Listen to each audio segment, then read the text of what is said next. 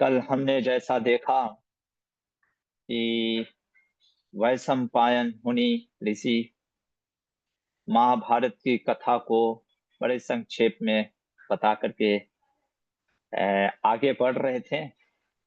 पर जन्मेजय राजा ने कहा कि नहीं, पूरा विस्तार से बताइए। तो हमने एक चीज सीखा कि जब गुरुजनों के पास होते हैं, बहुत डिपेंड करता है कि हम कितने तत्परता से सुनने को इच्छुक हैं, है ना। और हम अगर सुनने को इच्छुक होंगे तो जो वक्ता होता है, जो गुरु होते हैं, वो भी बोलने को बहुत इच्छुक होते हैं। और अगर हम ही में इंटरेस्ट नहीं होगा तो वक्ता भी फिर वो छोटे ही से में ही निकल जाएंगे।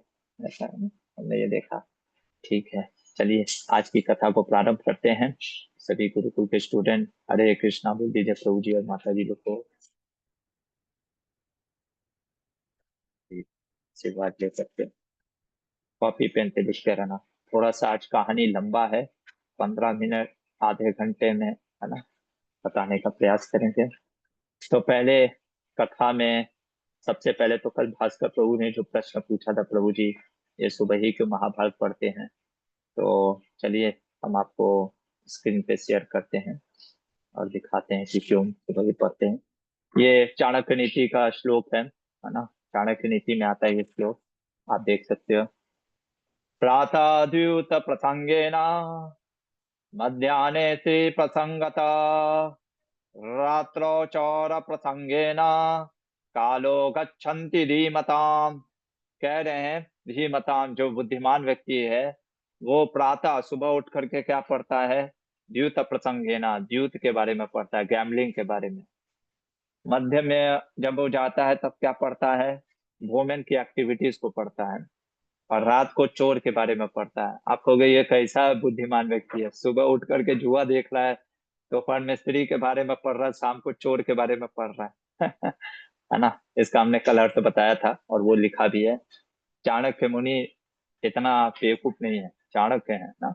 और देखो कभी कभी ये बड़े इसको कहते हैं इनडायरेक्ट वे में, है ना, कि चीजों को लिखना, है ना, ये कवियों की एक शैली होती थी। और भगवान भी इसको कहते हैं, है ना, परोक्षवाद। कि मुझे बड़ा पसंद होता है जो चीज इनडायरेक्टली, जैसे पहेलियों में बताया जाए ना, तो अच्छा लगता है, तो वैसा चीज है। तो ये उसी तरीके से यहाँ पे भी हम देखते हैं कि जो प्रातः प्रसंगेना, मतलब कहने का अर्थ है कि आप जो है क्या करेंगे, अ, महाभारत के महाभारत को सुनना। जैसे हम देख रहे हैं, हम लोग खुद ही पढ़ रहे हैं सुबह महाभारत, इसी को रख करके मैंने सुबह महाभारत रखा है। और भागवत जो है रात को है ना, श्रीमद् भागवतम या भगवद गीता, भगवान की, क्योंकि चोर मतलब कि भगवान, है ना, कि भगवान जो माखन चोर है। और जो मध्याह्न का समय है वो आपका रखा है समाया के लिए, है ना। तो ये चीज है, ठीक है। तो ये चीज था। तो चलिए, भास्कर प्रभु ने पूछा था, तुमने बता दिया। अब आज बड़ा विशेष, हम जो ग्रंथ लेने वाले हैं इनका नाम है मध्वाचार्य, है ना। आपके सामने जो दिख रहे हैं ये मध्वाचार्य हैं। और हमारे संप्रदाय के, कह सकते हैं, संप्रदाय आचार्य भी हैं, है ना। मध्वाचार्य लगभग 12वीं शताब्दी में आए थे। उनको प्रणाम करके हम स्टार्ट करेंगे। ब्रह्मा तम गुरु वह साक्षादिष्टम दैवंशीयपति आचार्य श्रीमदाचार्य संतुम में जन्म जन्मनि। श्रीपाद मध्वाचार्य कोई साधारण व्यक्ति नहीं है ना। ये लिखते रहो, है ना, क्योंकि ये सब कहीं आपको मिलेगा नहीं। ये जब मैं उडुपी में गया था, जहाँ पे अगर आप गए होंगे, उडुपी करके एक जगह है कर्नाटक में, वहां पे कृष्ण, भगवान श्री कृष्ण का विग्रह है, जो कि साक्षात, जो कि रुक्मिणी जी ने, है ना, के कहने पर वो विग्रह भगवान ने प्रकट किया था। उस विग्रह को स्वयं मध्वाचार्य जी प्राप्त किए थे, है ना, वो गुजरात में। और वहां से वो स्वयं उठा करके लाए थे। इतनी भारी विग्रह थी कि लगभग 100 पंडो, जो 100 एकदम हट्टे कट्टे लोग भी नहीं उठा पाए, उसको मध्वाचार्य जी ने स्वयं उठाया था, है ना। वो विग्रह को कभी आप अगर मौका मिले, उडुपी कर्नाटक में है तो जाने का जरूर जाइए। तो मध्वाचार्य का वर्णन में आता है ऐसा स्वयं, जो आज हम देखने वाले हैं, है ना। एक ग्रंथ मैं आपको दिखाता हूँ, ये आपके स्क्रीन पे होगा, है ना। ये आपको दिख रहा है, श्री महाभारत तात्पर्य निर्णय, है ना। ये महाभारत तात्पर्य निर्णय एक ग्रंथ है, इसको श्रीपाद मध्वाचार्य ने स्वयं लिखा है ना। अब हमारा यहाँ से बहुत ज्यादा जो हम डिस्कशन करेंगे ये महाभारत के तात्पर्य निर्णय से। क्यों प्रभु जी, महाभारत से क्यों नहीं? महाभारत में बहुत गहराई का चीज नहीं लिखा है ना। ये किताब में बस हिंदी में ट्रांसलेशन है। अगर सिर्फ मैं आपको ऐसे पढ़ाते चला जाऊंगा ना, तो आपके मन में कई कंफ्यूजन हो जाएंगे, और बहुत सारे जो धर्म के सूक्ष्म चीज हैं वो आप समझ नहीं पाओगे। मध्वाचार्य स्वयं अपने इस महाभारत तात्पर्य निर्णय के शुरुआत में ही कहते हैं कि महाभारत एक ऐसा ग्रंथ है जिसको कि सबसे ज्यादा लोग गलत समझते हैं। गलत समझते हैं इन द सेंस है, सही दृष्टिकोण से नहीं समझ, है ना। तो इस कारण से ये मध्वाचार्य की बहुत कृपा है ना। तो मध्वाचार्य महाभारत तात्पर्य में, और जैसा कि आप जानते भी हो, हमारे जैसे हम शिला प्रभुपाद इस्कॉन से बिलोंग करते हैं। तो इस्कॉन जो है, और ये आप देख सकते हो, प्रभुपाद के गुरु भक्ति सिद्धांत सरस्वती ठाकुर, भक्ति विनोद ठाकुर, ये मध्वाचार्य, है ना। यही जो है मध्वाचार्य, इन्हीं संप्रदाय, इसलिए हमारा संप्रदाय का नाम है ब्रह्म मध्व गौड़ीय संप्रदाय। ब्रह्मा जी से स्टार्ट होता है, भगवान कृष्ण, 4 संप्रदाय हैं, ब्रह्म संप्रदाय, श्री संप्रदाय, रुद्र संप्रदाय, कुमार संप्रदाय, है ना। ये सब मैं इसलिए आपको बता रहा हूँ कि हम कहाँ से जो सुनने वाले हैं, है ना, ये सब आपको मैं पूरा बता रहा हूँ। यदि आप कहते हो कि नहीं मुझे इन संप्रदायों पे विश्वास ही नहीं है, खत्म, तो आप उठ के जा सकते हो, आपके लिए यहाँ पे स्टोरी खत्म हो जाती है। यदि आप कहते हो कि आई डोंट बिलीव ऑन दिस संप्रदाय, मुझे आप लोग पे भरोसा नहीं है, विश्वास नहीं है, आप तुरंत क्लास छोड़ के जा सकते हैं, क्योंकि अब जो होने वाला है महाभारत की कथा, वो बी आर चोपड़ा के टीवी सीरियल से बहुत अलग दिखने, है ना। वो आप एकदम इमेजिन नहीं करोगे, आप कहोगे कि ये तो हमने कुछ और सुना था, अब आपने क्या सुना, हम आपको अपना सोर्स बता रहे हैं। आप अपना सोर्स टीवी सीरियल रखिए, हमारा सोर्स है, हमारा ये जो हम बता रहे वाले हैं, भगवान श्री कृष्ण, ब्रह्मा जी, नारद मुनि, मध्वाचार्य। मध्वाचार्य ने स्वयं, जैसे ये गुरु परंपरा हमारे प्रभुपाद लिखते हैं, सुधा 21 परंपरा है। ये सब आपको नोट्स में मिल जाएगा, घबराने की बात नहीं है। प्रभुपाद जी भगवद गीता में लिखते भी हैं। तो व्यास मुनि के बाद देखिए यहाँ पे मध्वाचार्य का नाम है, तो ये फिर ऐसी भक्ति वेदांत स्वामी प्रभुपाद, ठीक है। तो मैंने कल जैसे ये फोटो भी दिखाया था, स्वयं व्यास मुनि के पास जा करके, है ना, मध्वाचार्य जी ने महाभारत तात्पर्य निर्णय लिखा। अच्छा, यही ग्रंथ क्यों लिया प्रभु जी, जो आप महाभारत तात्पर्य निर्णय का? हाँ, ये संस्कृत में है, लेकिन ये सबसे अच्छी बात है ना, इसको जो लिखने वाले हैं, है ना, मैं आपको दिखाता हूँ।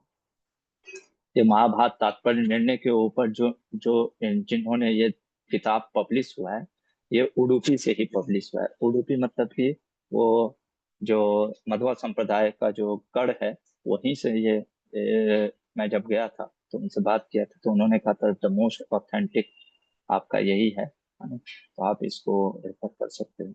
और इसमें जो संपादक भी हैं आचार्य गोविंद, वो भी उसी मध्व संप्रदाय के ही बिलोंग करते हैं ना। तो इसलिए बस ये है कि इसमें एक दिक्कत यही है, बस ये संस्कृत में है ना। तो यदि आपको संस्कृत का ज्ञान है तो मैं शेयर कर दूंगा, बस यही चीज है। कोई अगर आप लोगों में कोई बहुत बड़ा संस्कृत का वक्ता हो जाए, तो ऐसे संस्कृत को हिंदी या इंग्लिश में ट्रांसलेशन कर दे तो बहुत अच्छा होगा, हमारे बाकी भक्तों की सेवा भी हो जाएगी। तो खैर ठीक है, तो आते हैं। तो इसमें मध्वाचार्य ने पहले रामायण के बारे में भी बताया है, जैसे एक बार माता जी बोली थी रामायण पढ़ाइएगा, देखते हैं, कृष्ण की इच्छा हुई तो रामायण भी चालू करेंगे, है ना। तो हम 10वें अध्याय पे जाते हैं। 10वें अध्याय से कहानी प्रारंभ होती है, अध्याय 10। तो जब तक ये लोड होता है तब तक मैं आपको कहानी बताता हूँ, है ना। तो कहानी इस प्रकार से है कि जन्मेजय और वैशंपायन मुनि आपके सामने दिख रहे हैं। तो वैशंपायन मुनि कहते हैं ठीक है, अब सुनो कथा। कथा इस प्रकार से प्रारंभ होती है। एक राजा हुए पुरुवंश में। ये सब घबराइएगा नहीं, अभी आएगा पुरुवंश कौन है। पुरुवंश में एक राजा हुए जिनका नाम हुआ है क्या, उपरिचर वसु। लिखते रहे। उपरिचर का मतलब होता है जो सब ऊपर रहता। क्यों ऊपर रहते हैं, वैसे नाम था वसु, राजा वसु थे। ये वसु करके वो जो है वो नहीं है, जो आप सोचते हो कि आठ वसु, वो नहीं है। वसु करके राजा हुए। इनको अब रिनंसिएशन आ गया। राजा थे, पर कई बार जैसे कुछ होता है ना कि माताएं प्रभु जी लोग को भी, ब्रह्मचारी लोग को देख करके कहते प्रभु जी मन तो करता सब कुछ छोड़ करके वृंदावन चले जाए, है ना। पर ऐसा वैदिक काल में नहीं होता था। जैसे ही ये जब चले गए तपोवन में, है ना, तो राजा इंद्र, मतलब कि उन्होंने कहा कि अगर राजा तुम इस प्रकार से करोगे, भगवान कहते हैं ना यद यद आचति श्रेष्ठ तत्तदेव तरोजन, देखिए आपका गीता भी होते जा रहा है ना। 3.21 में भगवान कहते हैं कि जैसा आचरण वृद्ध बड़े लोग करते हैं वैसा ही आचरण जो है छोटा फॉलोअर भी करेगा।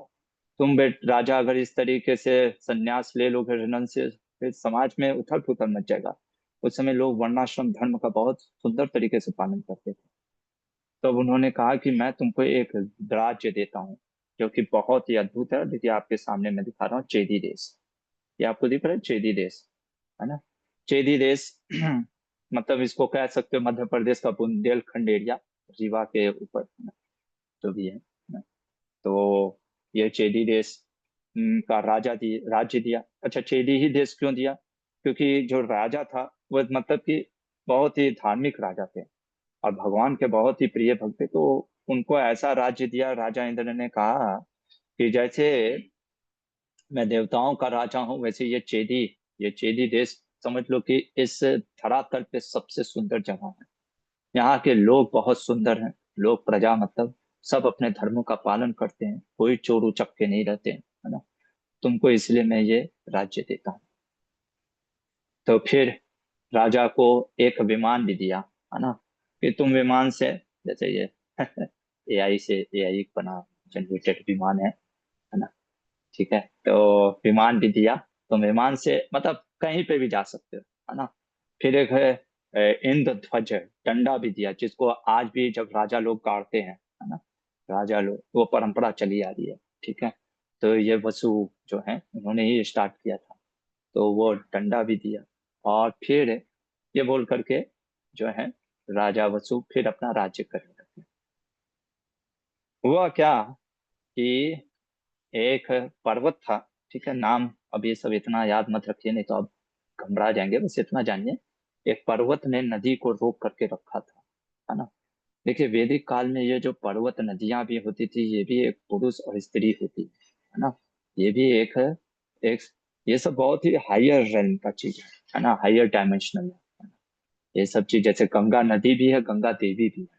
अब आप कहोगे हमको तो कभी दिखी नहीं, हर चीज आपको नहीं दिख पाएगा, उसके लिए तपस्या करना पड़ता है। तो क्या हुआ था, ये पर्वत ने वो नदी को रोक के रखा था, बहने नहीं दे रहा था। तो राजा वसु बहुत पावरफुल थे, उन्होंने एक पैर बस मारा, पर्वत टुकड़े टुकड़े हो गया। पर चूंकि पर्वत के संग से नदी को क्या हुआ, गर्भ धारण हुआ और एक पुत्र और एक पुत्री ने जन्म लिया, ठीक है। तो उस पुत्री जो उस पर्वत की से पुत्री जो हुई गिरिका, है ना, उससे विवाह कर लिया इन्होंने, राजा वसु, ठीक है, वो पर्वत की पुत्री से। अब ऋतुकाल समझते हो, जो बेस्ट पीरियड होता है वुमेन के लिए, जब अपने हस्बैंड से यूनाइट करने के लिए, है ना, वेदों में। तो ऋतुकाल जब हुआ तो गिरिका कहती है कि मुझे आपके साथ संग करना है, ठीक है। तो उपरिचर वसु, नाम उपरिचर पड़ गया था क्योंकि हमेशा विमान में ही रहते थे, है ना। कई बार लोग कहते हैं ना कि आप तो फ्लाइट वाले मैन है, हमेशा फ्लाइट से घूमते रहते हैं, वैसा। तो ऊपरीचर वसु ने कहा ठीक है। जैसे ही वो संग करने जाते हैं, हुआ क्या कि उसी समय, क्योंकि इनको बहुत ही हंटिंग का शौक था, हंटिंग मतलब समझते हो ना, शिकार खेलने का। तो क्या हुआ कि जंगलों में बहुत सारे उद्विग्न करने लग गए जानवर, है ना। और इस कारण से उनके पास आता है कि आपको अभी तुरंत मतलब कि जानवरों को रोकना होगा। जाते हैं जंगल में, लेकिन चूंकि जंगल का रमणीय स्थान को देख करके काम पहले ही से पीड़ित थे, है ना। तो काम बहुत बढ़ गया, और काम बढ़ने के कारण उनका वीर स्खलन हुआ, है ना। वीर स्खलन जब हुआ, तब उन्होंने सोचा अभी देखो ये लोग ऐसे आजकल के जैसे नौजवान के जैसे नहीं मास्टरबेशन करके पूरा अपना वीर को स्खलित कर देते हैं। बहुत ही महान लोग होते थे पहले के लोग, है ना। कुछ भी कार्य आधार, इतना बड़े धार्मिक राजा, है ना, ये सब थोड़ी ना कार्य करेंगे। तो वीर स्खलन हो गया। उन्होंने वीर को अब पत्र में उठा करके, है ना, उन्होंने सोचा कि किसी प्रकार से इसको मेरे अपनी पत्नी के पास देना चाहिए। जैसे आप आजकल टेस्टी बेबी होता है ना, वैसा पहले भी लोग साइंस जानते थे। ठीक है। तो उन्होंने क्या किया कि एक काइट, काइट मतलब क्या होता है, ईगल, ईगल को काइट, वैसा ही एक समझ लो एक पक्षी था, है ना। उसको दिया, है ना, ये कि जाओ अब ये सूक्ष्म महाभारत वर्णन करता है कि वो बड़े सूक्ष्म ज्ञाता थे, वो सब चीज को जानते थे, सटल एनर्जी को। तो उन्होंने उसको दिया ईगल को, और ईगल लेकर के उड़ गया। लेकिन दूसरा ईगल सामने आया, उसको लगा बड़ा बढ़िया यार खाने पीने को, जैसे कुछ डब्बा में कभी कभी आप लेकर के जाते हो, आए प्रभु जी क्या लेकर के जा रहे हैं, है ना। तो दूसरे ईगल को लगा कुछ खाने के लिए, दोनों में आपस में लड़ाई होने लगा। और लड़ाई होने के कारण वो जो वीर था वो पत्र वो गिर गया, और एक मछली, अब ये कोई साधारण मछली भी नहीं थी, है ना। ये सब स्टोरी डाउनलोड हो जाती ये बुक। हाँ, अरे 11वें अध्याय पे चला गया। ये हाँ, तो ये इसमें बहुत अच्छा चीज है ना। इसमें मेरे को एक सबसे अच्छा चीज ये भी लगा ना, ये महाभारत तात्पर्य निर्णय के इस मध्वाचार्य के इस ग्रंथ में, कि इसमें एक हमारे वादी राज तीर्थ है, मध्वाचार्य के ही संप्रदाय में आते हैं, बहुत फेमस है। हमारे शिला प्रभुपाद जी कई बार अपने भागवत में इसका वर्णन भी करते हैं, नाम है वादिराज तीर्थ, वादिराज तीर्थ। इन्होंने भी एक ग्रंथ लिखा, मुझे अभी तक मिला नहीं, महाभारत के ऊपर, लक्षलांकर, लाख श्लोक के ऊपर लक्षलांकर, है ना। अगर किसी को मिले तो मुझे दे सकता है संस्कृत में। तो उनका भी इसमें आपको तात्पर्य दिखने को मिलता है। उन्होंने उस इस इसमें, जैसे ये तो महाभारत तात्पर्य निर्णय का श्लोक हो गया, है ना, ये। और फिर उसके ऊपर जैसे ये टीका जो है, ये वादिराज तीर्थ का भी ऐड किया हुआ, तो ये काफी रेफरेंस मिल जाता है, बहुत अच्छा हो जाता है। तो खैर स्टोरी पे वापस आते हैं। तो हाँ, तो क्या कहते हैं हमारे अ, नीलकंठ चतुर्धर, हाँ, ठीक है, वापस आते हैं। तो ये मछली जो थी, ये कोई साधारण मछली नहीं थी, एक अप्सरा थी। वो अप्सरा को श्राप मिला होता है ब्रह्मा जी से, है ना। देखिए, हम सारे स्टोरी पे नहीं जाएंगे, उसको श्राप क्यों मिला सबके पीछे कहानी हमारे मध्वाचार्य ने दी। क्योंकि अगर वैसा मैं स्टोरी पे जाऊंगा तो फिर आप समझ लीजिए कि एक दिन में सिर्फ एक ही चैप्टर होगा। तो जो प्रमुख चीजें हैं उसी चीज को मैं बताता चलूं, जब नहीं तो फिर आप कहोगे कि बाप रे बाप इतना कहानी है, इसीलिए तो ये महाभारत है। खैर, आगे बढ़ते हैं। तो ये कोई साधारण मछली नहीं थी, ये अप्सरा थी, जो कि श्राप के कारण बन गई थी मछली। और ये यमुना का तट था, है ना। तो हुआ क्या, जैसे ही इसने वो वीर को अंदर लिया, तब इसके अंदर वो वीर से गर्भ धारण होने लगा। और गर्भ धारण जब होने लग गया, तब आप कहोगे अरे कोई वीर पी करके कैसे गर्भ धारण कर सकता है। ये सब इस समय आप देखो, ये स्टोरी के रूप में आप समझो, इस सब के पीछे में बहुत सटल साइंस है। मैंने बताया ना कि वो राजा उपरिचर ने ऐसे थोड़ी ना वीर को फेंका होगा, कुछ ऐसे उसको कैसे करते हैं ना टेस्ट ट्यूब में, जैसे वो जैसे आज का, हाँ हाँ जो भी है, मतलब वो कुछ जैसे गायों में देते हैं ना, उसी तरीके से प्रभु जी बता रहे।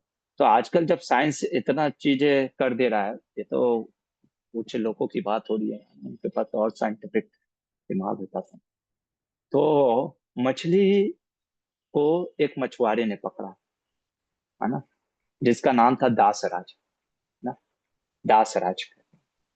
अब उसने मछली पकड़ लिया, कहा अरे यार खूब मोटी हट्टी कट्टी मछली मिला है, आज तो मजा आ जाएगा। है ना, बंगाल में लोग बहुत फिश खाते हैं ना, किसी को मैं बोल नहीं रहा, बस ऐसे, है ना। तो वह वहां पे क्या बोलते हैं फिश को प्रभु, माछी को क्या बोलते हैं, फला ना, जला फला, जला फला, है ना, हाँ, जला फला। ठीक है। तो मछली को काटा, काटा करते काटा, क्या कहा कि बड़ा मोटा तगड़ा मछली है ना, और काटा तो दो, एक एक कन्या और दूसरा एक जो पुत्र के रूप में उसमें से निकला बच्चा। तब अब वो एकदम ये घबरा गया कि भाई ये क्या चला। तो गया राजा के पास, राजा वो परिचर समझ गए कि ये मेरे ही बेटे बेटी हैं, है ना, इतना पावर था उनके पास। तो उन्होंने बच्चे को रख लिया अपने हाथ में और बेटी को दे दिया। मैंने सोचा कि अच्छा ये बच्चे को क्यों रख लिया और बेटी को क्यों दे दिया, क्योंकि महाभारत पे किताब में आपको बस इतना ही स्टोरी मिलेगा, पर मध्वाचार्य जी बताते हैं कि क्यों ऐसा उन्होंने किया, है ना।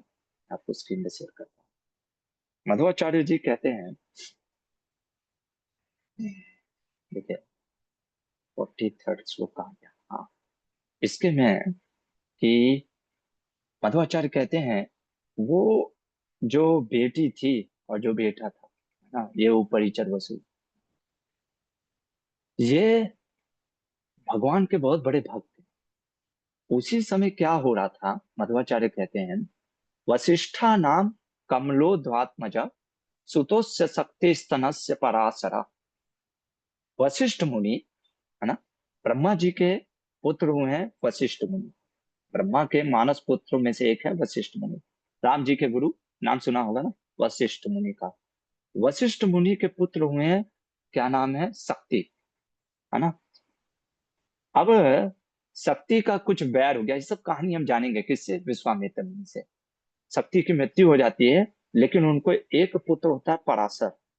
हम ये कहानी जानेंगे, बहुत अच्छा कहानी है, आगे चल करके जब पराशर मुनि की कथा है। ये पराशर मुनि तपस्या करने लगते थे, इनके अंदर क्रोध था बहुत, है ना, ये बदला लेने जा रहे थे विश्वामित्र मुनि से। इनके दादा ने कहा बेटा बदला लेने से कोई, जीवन में देखो क्रोध से कभी किसी का भला हुआ नहीं, कभी कभी बदला नहीं लिया जाता है। उन्होंने कहा बेटा तुम जाओ तपस्या करो, क्योंकि तुम ब्राह्मण हो, है ना। तपस्या करने के लिए गए और इन्होंने तपस्या, घंघोर तपस्या की, है ना। और तपस्या करके इनके अंदर इच्छा क्या जाग गई, मुझे पराशर तस्योतम सोअपि तपोचर द्वारा सुतो मम स्यादिति तद्दिरेदर, है ना। इनके अंदर अभिलाषा जागा किस चीज का, कि मुझे चाहिए, देखिए लिखा है ना तात्पर्य उसके तत्व आपके स्क्रीन पे, तत् तद अभिलषितम, अभिलाषा जागा, हरिजनकत्वम, हरि को ही बेटे के रूप में चाहते थे। अब ये सब आपको महाभारत के ग्रंथ में नहीं मिलेगा कहानी। अब आप सुनोगे कि अरे पराशर, आपने सुना होगा पराशर मुनि, अच्छा आप आज सुन लो कहानी। तो पराशर मुनि के पास भगवान हरि साक्षात दर्शन देते हैं कि तुमको मुझे पुत्र के रूप में चाहिए ना, तो तुम एक काम करो, है ना, क्या काम करो, ऊ परिचर वसु, अगला श्लोक में मध्वाचार्य कहते हैं, है ना, ऊ परिचर वसु, जिसकी बात हम कह रहे थे ना, ऊ परिचर वसु जो हैं वो मेरे बहुत बड़े भक्त हैं। उनको एक बेटी हुई है, उनको क्या हुई है, बेटी हुई है, और ये वही बेटी है जो मछली से हुई थी, मत्स्य कन्या, है ना। ये बेटी, ये जानते थे उपरिचर वसु कि भगवान की क्या योजना है। बेटे को अपने पास रख लिया वंश बढ़ाने के लिए, बेटी को दे दिया दासराज को, गुप्त उपहार के लिए, गिफ्ट के लिए, कि तुमने इतना अच्छा मुझे पुत्र दिया। पर चूंकि ये लोग मछली से जन्म हुए थे, तो इनके शरीर में गंध आता था मछली का, है ना, इसलिए इसका नाम पड़ गया मत्स्य गंधा। पर इसका रूप इतना मनोहर था, इतनी महान थी, इसलिए इसका नाम पड़ा सत्यवती। क्या नाम पड़ा, सत्यवती, है ना। अब ये सत्यवती क्या करने लगी, मछुआरे की बेटी थी, तो जो है नाव चलाती थी, और नाव चलाती थी, तो एक दिन देखो, अब आपको समझ में आ रहा कहानी, पराशर मुनि, अच्छा, ये जो बेटा हुआ, ये जो बेटा हुआ, इसका नाम था बृहदत्त, किसका? ये जो राजा उपरिचर को मिला ना, मछली से एक बेटा जो मिला, उसका नाम पड़ा बृहदत्त। बृहदत्त कौन है? जरासंध का पापा। जरासंध का पापा है ना। जरासंध वही है जिसको भीम ने मारा। अब आप देखिए, चेदी देश आगे चल करके उसका राजा बनेगा शिशुपाल। सुन रहे हो? अब समझ में आया शिशुपाल का जरासंध से क्यों दोस्ती था। पता नहीं आप लोग कनेक्ट कर पा रहे हो कि नहीं। तो अरे कुछ तो देखा होगा ना, शिशुपाल और जरासंध में बहुत अच्छी दोस्ती थी। दोस्ती इसलिए थी, जरासंध जो था वो ये उपरिचर वसु का था, है ना। और उपरिचर वसु का ही आगे चल करके दम घोष का मतलब कि वंश में आएगा दम घोष, और दम घोष के बेटा था शिशुपाल। आप समझ में आ रहा है? तो शिशुपाल से कनेक्शन कहाँ से उसका, है ना। और जैसे मैं आपको मैप में भी दिखाता हूँ, है ना। चेदी देश इधर है ना। चेदी आपका इधर हो गया, ठीक है ना। और ये मगध, मगध का ही था ना जरासंध, प्रियदर्श, जो वो परिचर वसु ने भेजा अपने एक बेटे को मगध। मगध मतलब आज का बिहार पकड़ लो, है ना। तो मगध में भेजा, और यहाँ पे ये चीज है, ठीक है। खैर नहीं, अगर पता है, या मेरे को लगा आप लोगों ने देखा होगा। आप घबराइएगा नहीं, अगर आपको बहुत चीजें नहीं समझना तो बार बार मैं बोलता रहता, बहुत चीज है वहां पर। है ना। तो पराशर मुनि, ये पराशर मुनि का हिमाचल में एक मंदिर है। तो पराशर मुनि बहुत फेमस है ज्योतिष के लिए, और बहुत ये विष्णु पुराण के लिए, है ना। विष्णु पुराण में मैंने लिखा है पराशर मुनि। तो पराशर मुनि जो है ना। तो पराशर मुनि गए, अब किसके पास गए? वो वही, आप देख सकते हैं, है ना। कहाँ गए? सत्यवती के पास। अब सत्यवती जो थी, तो सत्यवती नाव चला रही थी। नाव चलाते चलाते इन्होंने सत्यवती को कहा कि मैं आपके साथ संग करना चाहता हूँ। पर परा क्यों, अब इनको भेजा किसने था? भगवान ने, है ना। और सत्यवती कहती है कि मैं तो कन्या हूँ, है ना।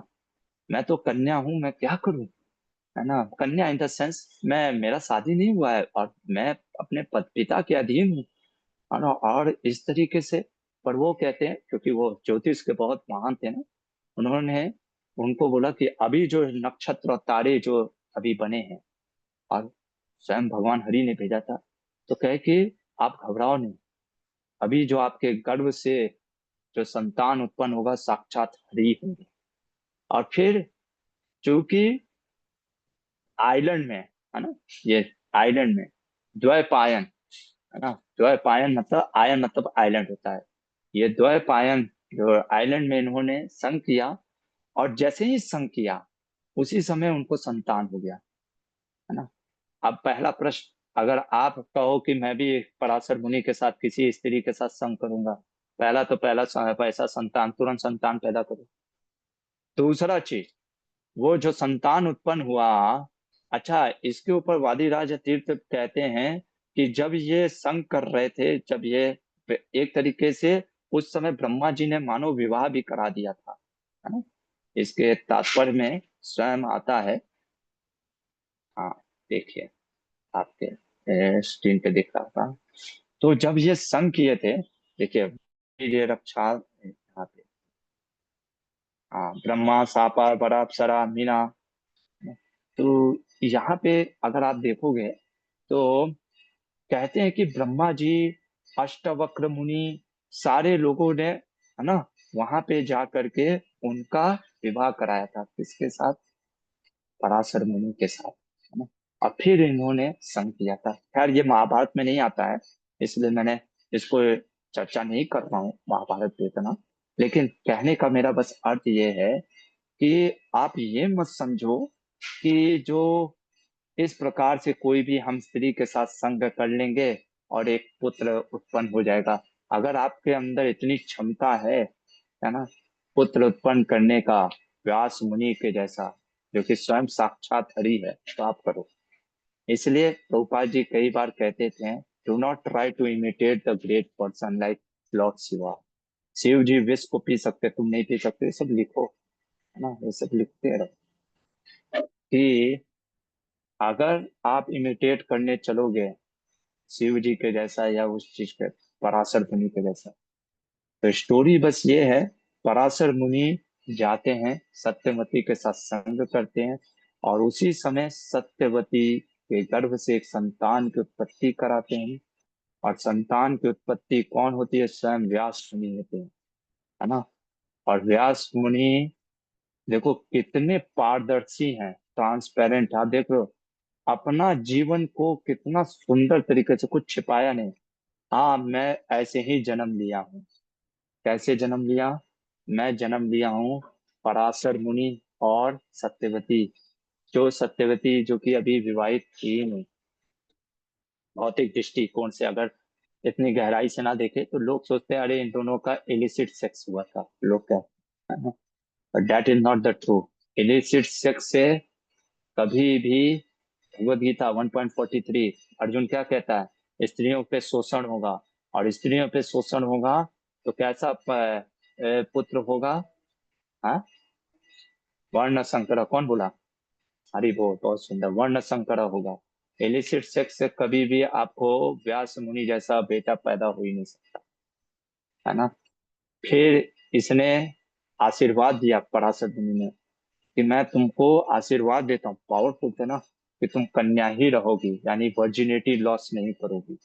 प्लस मैं आशीर्वाद देता हूँ ये तुम्हारा शरीर का जो गंध है ये चला जाएगा।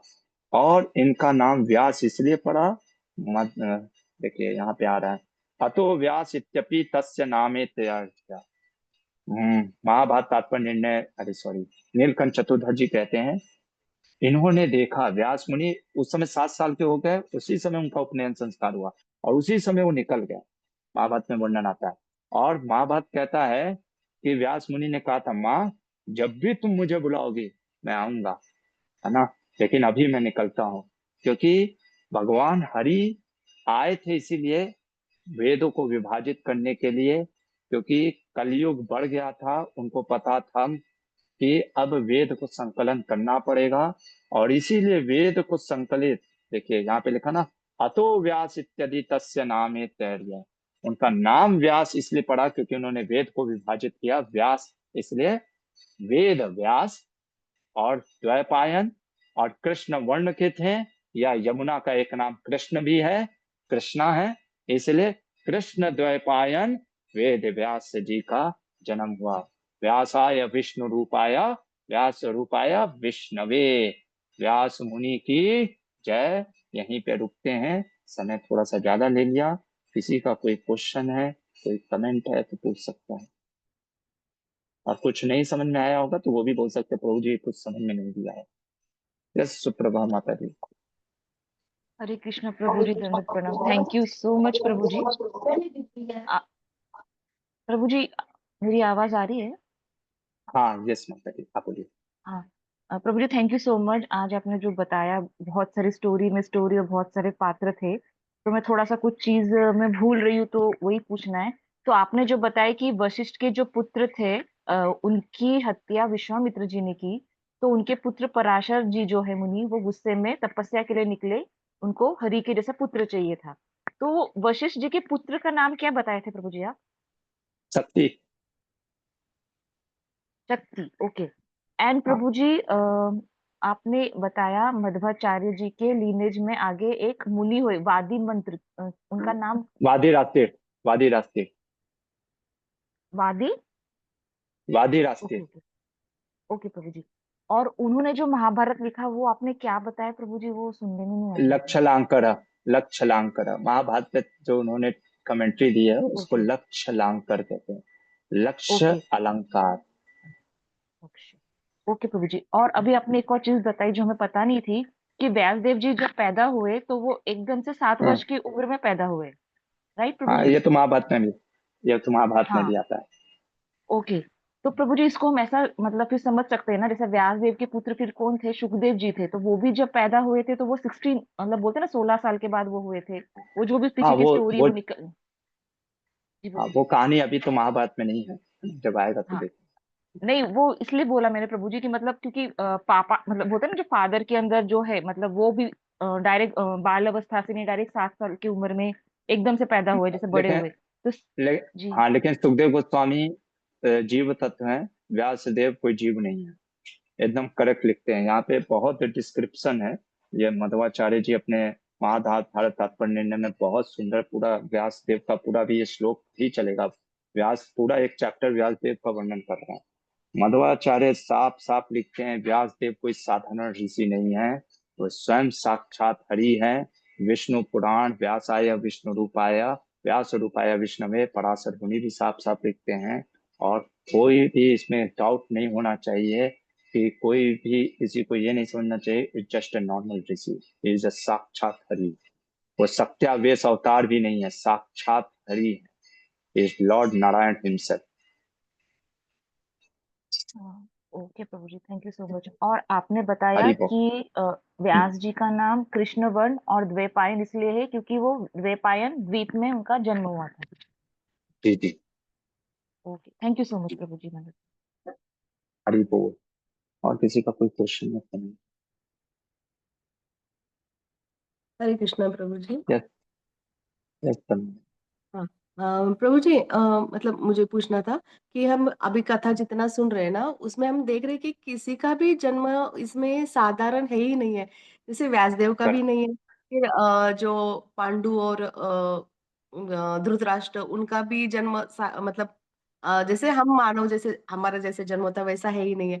बाद में पांडु के बच्चे मतलब जो पांडव है, फिर उनका भी कौरवों का जन्म और सुखदेव का जो जन्म है, तो सबके जन्म ऐसे असाधारण ही है ना प्रभु जी, मतलब देखे जाए तो ये ऐसे। सब हाँ, कल हम बताने वाले कौन कौन क्या है ना।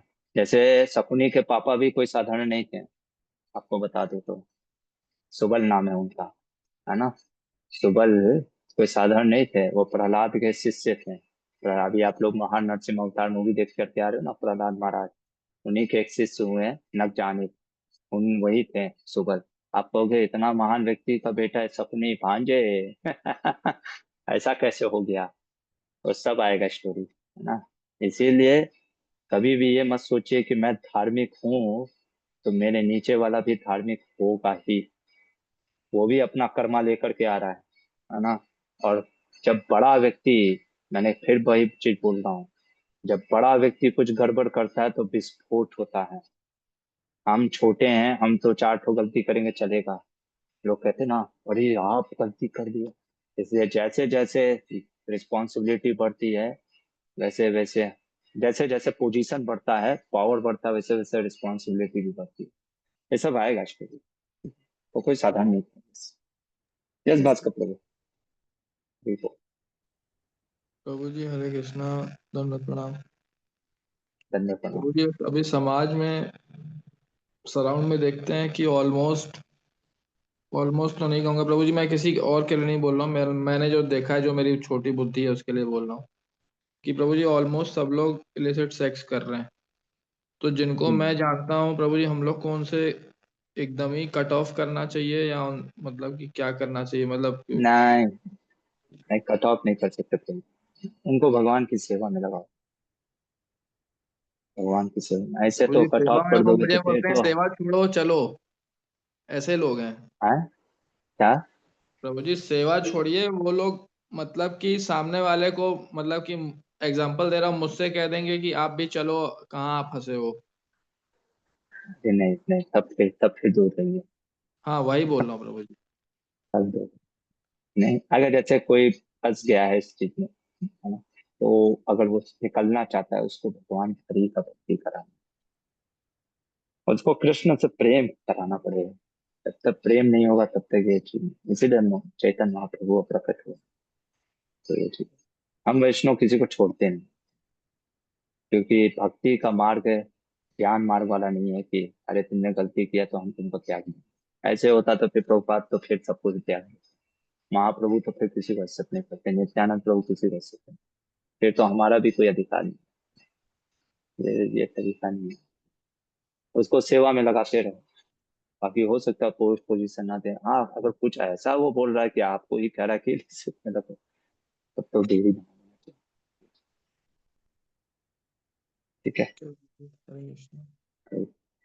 इसीलिए मध्वाचार्य का मैं तात्पर्य से बता रहा हूँ ना। लोग, मैं जानता हूँ ना, लोग बोलते हैं, लोग कहते हैं अरे पराशर मुनि ने भी तो इलिसिट किया था। अरे भाई तुम्हारे इलिसिट से क्या व्यास मुनि जन्म ले रहा है? अगर ले रहा है तो फिर वही चीज है, फलेन परीक्षते। अगर नहीं कहते हो कि हाँ मैं भी करूंगा तो मेरे गर्भ से भी व्यास मुनि होगा, तो ऑल द बेस्ट, जाओ वही करो फिर, है ना। व्यास मुनि जैसा अगर बेटा पैदा कर सकते हो साक्षात हरि, तो कर दो, है ना। स्टोरी तो जानो कि उसके पीछे स्वयं भगवान ने भेजा है ना। अच्छा ये ऐसा ही क्यों हुआ, ऐसा है ये मतलब कभी कभी मतलब अजीब लगता है ना प्रभु, कि अरे भगवान सिंपल वे में नहीं कर सकते थे। इसका भी आंसर दिया। अब क्या है, इतना चीज पढ़ा, आप घबरा जाओगे, इसलिए मैं हर चीज बोलना नहीं चाहता। इसका भी देखो वर्ष नंबर मध्वाचार्य ने 41 में दिया है। सब चीज दिया है हमारे आचार्यों ने, अपने मन से ऐसे फेंका नहीं है उन्होंने। 41 में आओगे ना, देखो, इति इति ऋतस्तैरभ्यं प्रदाय सूर्ये स्वाननं परमं तमेव प्रादुर्भुवभित भूरिलाय विशुद्ध विज्ञान घन स्वरूप। इसके श्लोक के तात्पर्य में मध्वाचार्य जी लेकिन यहाँ पे कहते हैं, स कथे जायत घन सानत्रम। भगवान ऐसे थोड़ी ना, बस वो, देखो कैसा होता है, भगवान कई बार जन्म इस प्रकार से लेते हैं जिससे कि हमारे आचार्य कहते हैं कि मानो एक प्रकार से भगवान जो है ना, वो एथिस्ट, या जो जो लोग होते हैं ना, जिनको भगवान पे भरोसा नहीं होता, उनको भ्रमित करने के लिए इस तरीके से चीजें करते हैं, है ना, जिससे कि वो भ्रमित हो जाए, है ना। नहीं तो भगवान को कौन जन्म दे सकता है ना? ऐसे भगवान जैसे, जैसे भगवान कृष्ण देवकी और वसुदेव को माध्यम बना करके प्रकट हुए, है ना? तो वो चीजें तो ऐसा। अच्छा प्रभु जी, अगर जैसे कि ओ, मान लीजिए कोई डेंजर इन द सेंस हम्म, ऐसे सराउंड लोगों के बीच में है, और फिर भी हम्म। वो उसके अंदर वो प्रवृत्ति नहीं आ रही है, तो वो क्या तपस्या उसका एक सोर्स है, इस वजह से वो उसमें नहीं फंस रहा? हाँ, कृष्ण की कृपा है। और मैं तो कहूंगा ऐसे सराउंडिंग में नहीं रहना चाहिए, है ना। जी जी प्रभु जी। कोई आपको सराउंडिंग में ये बोल रहा है करने के लिए, that is a very dangerous thing. हाँ, कोई भक्त कर दिया है गलती से, अब उसको हम लगाते हैं भगवान के भक्ति, वो अलग चीज है। लेकिन अब कोई आपको ये प्रेरणा दे रहा है कि आप भी जाके करो, दैट इज अ डेंजरस। जी ओके, तो हरि प्रभु ओम। जी। हाँ, अनीसा माता जी, क्या क्वेश्चन है हरि ओम। हरे कृष्ण प्रभु जी। मैं ये पूछना चाहती थी कि एकदम स्टार्टिंग में जो आपने स्लाइड दिखाया चाणक्य हाँ का, हाँ वहां पर जो लिखा हुआ था कि महाभारत के लिए वो एब्सॉर्ब लिखा था, रामायण के लिए स्टडी लिखा था, और भागवतम हाँ। के लिए हियरिंग लिखा था, तो ये तीन अलग अलग होने का कोई प्रॉपर रीजन मतलब? नहीं नहीं नहीं नहीं नहीं, वो कहने का अर्थ नहीं, वो इंग्लिश में बस ट्रांसलेशन है। बस ये कहा जा रहा है कि, है ना, वो चीज चाणक्य ने बोला है कि बस सुबह महाभारत सुन करके निकलो, दोपहर में रामायण सुनो। तो हो सकता है कि जल्दी माता जी ने भी बोला है तो रामायण स्टार्ट करेंगे। लेकिन फिर मैं सोचता हूँ इतना चीज स्टार्ट करूंगा, आप पागल ना हो जाए, कहें अरे यार रामायण में क्या चल रहा है, महाभारत में क्या चल रहा है, भागवत में क्या चल रहा है ना। तो ठीक है, इसको हमारे प्रोपा जी ने भी बहुत सुंदर तरीके से समझाया। प्रोपा जी कहते हैं, सुबह हम लोग जैसे प्रचार के लिए जाते हैं, बुक डिस्ट्रीब्यूशन ये सब करते हैं, रात को प्रोपात क्या कहते हैं, कृष्णा पुस्तक पढ़ो, यानी कृष्ण चोर के बारे में सुनो और दूध पी के सो जाओ। कहने का अर्थ है ज्यादा टेंशन मत लो, ये दुनिया नहीं बदलने वाली है ना। जितने लोग को बचा सको, दुनिया नहीं बदलेगी, ये मटेरियल वर्ल्ड है। टॉयलेट में जितना भी फ्रेशनर होता है ना, रूम फ्रेशनर जो भी है, फ्रेशनर मार दो, वो टॉयलेट ही रहेगा, उसको आप बेडरूम नहीं बना दो, वहां से निकालो लोगों को। That's all. यस, मेरे हमारे आचार्य बोलते हैं material world is like a toilet, है ना। टॉयलेट के जैसा देखना चाहिए, काम हुआ चुपचाप निकलो, ज्यादा यहाँ पे टाइम पास मत करो, नहीं फंस जाओगे। हरे कृष्ण। यस जननी जगलुनी माता जी। हरे कृष्णा प्रभु जी, दंडवत प्रणाम। धन्यवाद प्रणाम माता जी। प्रभु जी, जैसा कि अभी भास्कर प्रभु ने बोला कि कुछ ऐसे लोग होते हैं कि हमारे आसपास के जो हम्म, हमको ही बोल देते हैं कि आप अधर्म करो, हमारे साथ में ही आ जाओ, ये सब क्या कर रहे हो। हम्म, लेकिन हम्म, अब तो प्रभु जी आपने बोला कि ऐसे लोगों से दूर हो जाना चाहिए। लेकिन हम्म, जैसे मैं अपना एग्जांपल लूं, जैसे इन लॉज हैं, तो अभी हमने हम्म, उनको चैंट करवाने का भी ट्राई किया, तो उन्होंने कुछ टाइम के लिए किया, फिर उनको जैसे अब पूरा टाइम उनका निकल गया, लाइफ पूरी भौतिकता में ही निकल गई है और पैसा कमाना और वो सब अभी भी उनको बहुत ज्यादा है अंदर से कि नहीं भी पैसा कमाना है एंड ऑल। तो हम लोगों को भी वो बहुत फोर्स करते हैं कि नहीं इससे बाहर निकलना। इवन वो मेरे को तो ऐसा भी बोलते हैं कि यही है जो हमारे बेटे को इसमें लेके चली गई है, नहीं तो हमारा बेटा भी हम्म, अच्छा था पहले तो। तो प्रभु जी हम्म, फिर ऐसे लोगों को तो फिर मतलब हमारी रेस्पॉन्सिबिलिटी है तो हम छोड़ भी नहीं सकते। तो चैंट उन्होंने हाँ कुछ टाइम के लिए किया फिर नहीं किया, तो मतलब ऐसे रिलेशंस में प्रभु जी क्या करना चाहिए?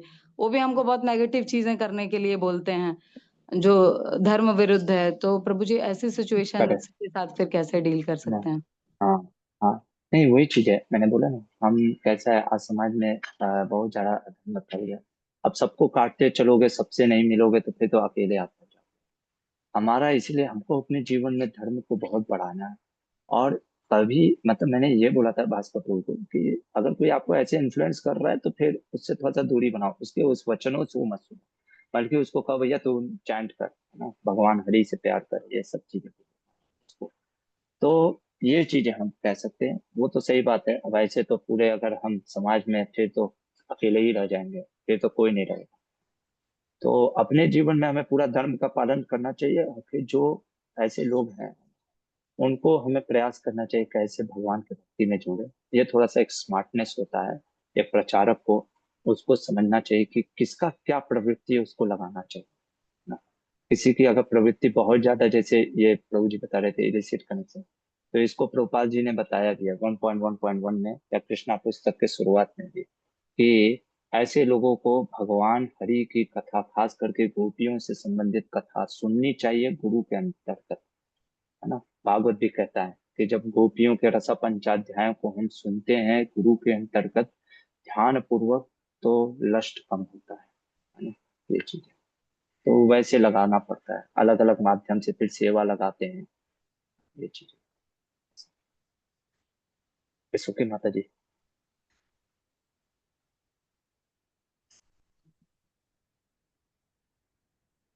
और किसी का कोई प्रश्न? प्रभु जी हरे Krishna.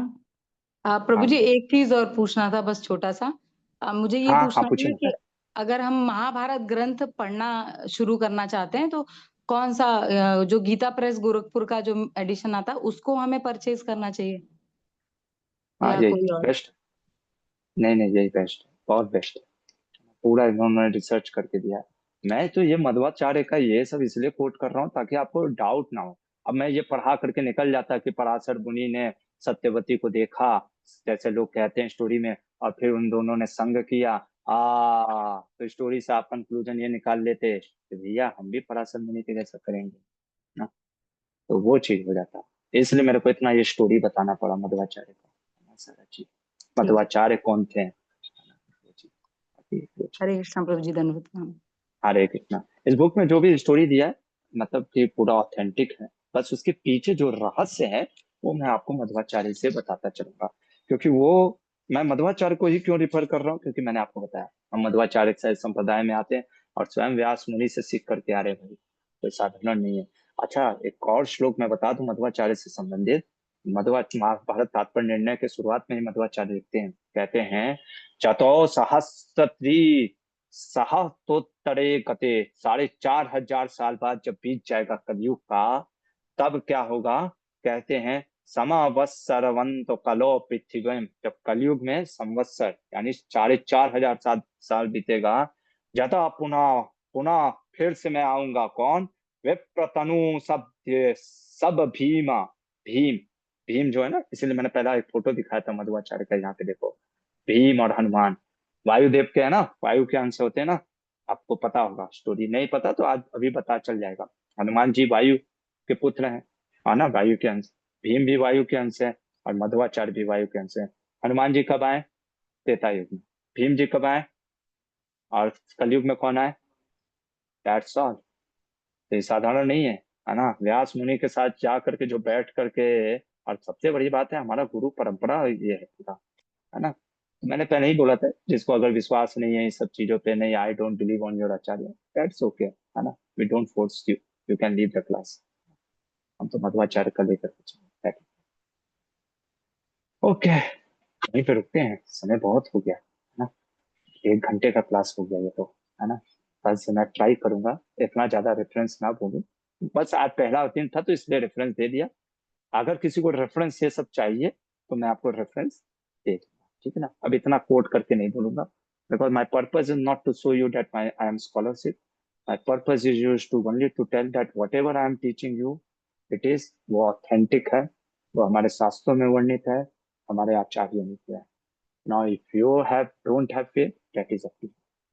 Will stop it here. Mahabharata ग्रंथ की जय, शिला प्रभुपाद की जय। हरे कृष्ण।